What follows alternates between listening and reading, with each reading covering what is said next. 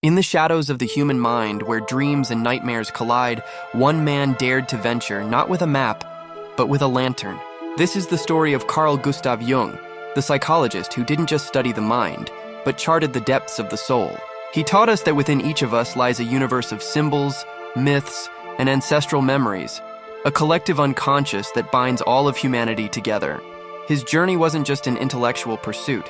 It was a deeply personal odyssey into the labyrinth of the self, a quest to understand what it truly means to be human. Born in 1875 amidst the serene landscapes of Switzerland, Jung was a solitary child, more comfortable in the world of his own imagination than the outside world. This early life, surrounded by the majestic Alps and shimmering lakes, nurtured a deep connection to nature and a fascination with the spiritual.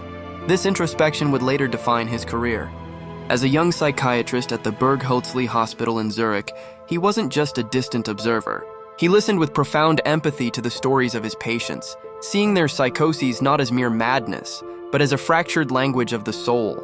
His journals from this time were not just clinical notes.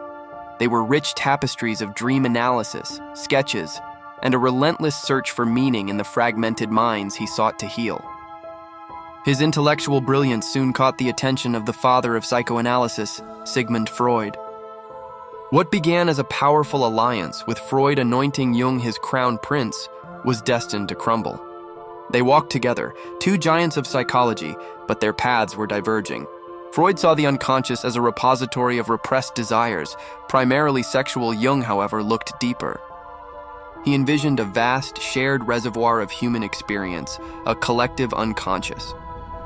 Their intellectual breakup was not just a disagreement, it was a fundamental split in the understanding of the human psyche, like a mirror cracking, revealing two different realities.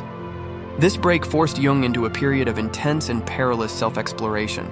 He stared into the abyss of his own mind, confronting the swirling chaos of mythic symbols and archetypal faces that stared back. This profound journey into his own underworld was meticulously documented in his legendary Red Book, a stunning, illustrated manuscript of his waking visions and dreams. From the crucible of this personal crisis, Jung emerged with his most revolutionary ideas. He gave us the concepts of the archetypes, the primordial figures like the hero, the shadow, and the wise old man that populate our myths and dreams. He introduced the idea of the mandala, the sacred circle representing the self striving for wholeness. His work offered a bridge between psychology, mythology, religion, and art, showing how the ancient stories we tell are not just tales, but expressions of a shared psychic DNA. In his final years, Jung retreated to his stone tower at Bollingen, a structure he built with his own hands on the shore of Lake Zurich. Here, surrounded by the elements, he carved stone, meditated, and continued his life's work. Carl Jung passed away in 1961, leaving behind a legacy that continues to challenge, inspire, and illuminate. He was more than a psychiatrist. He was a modern shaman, a guide into the inner cosmos.